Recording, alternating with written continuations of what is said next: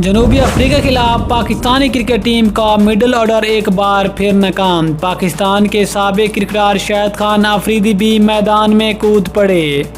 शाहिद खान अफरीदी ने पाकिस्तानी टीम की middle order की नाकामी के बाद बड़ा मुतालबा कर दिया।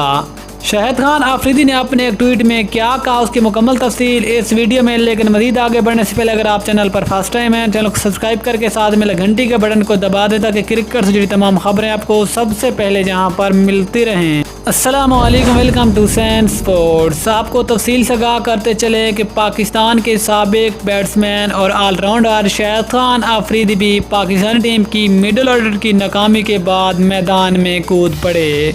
शाहिद खान अफरीदी ने अपने ट्वीट में कहा कि सबसे पहले मैं पाकिस्तानी क्रिकेट टीम को मुबारकबाद देना चाहता हूं, जिन्होंने साउथ अफ्रीका को साउथ अफ्रीका में वनडे और T20 फॉर्मेट में शिकस्त देकर एक बड़ी कामयाबी हासिल की। इसके बाद शाहिद खान अफरीदी का कहना था कि कोई वक्त था जब पाकिस्तान टीम का टॉप ऑर्डर हमेशा नाकाम रहता था, लेकिन पाकिस्तान टीम का मिडल ऑर्डर आकर पाकिस्तानी टीम को संभालता था।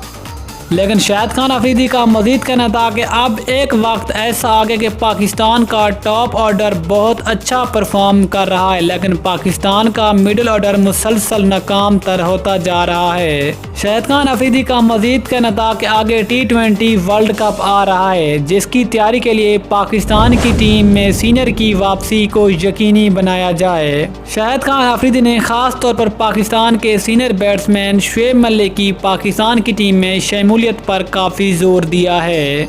शाहिद खान अफरीदी का कहना था कि T20 हो या फिर वनडे या फिर टेस्ट, उसमें सीनियर का किरदार बहुत अहम होता है। शाहिद खान अफरीदी का कहना था कि पाकिस्तानी टीम की कारकर्दगी अच्छी जा रही है, लेकिन उसके लिए पाकिस्तान की टीम में 1 से 2 सीनियर का होना लाजमी है।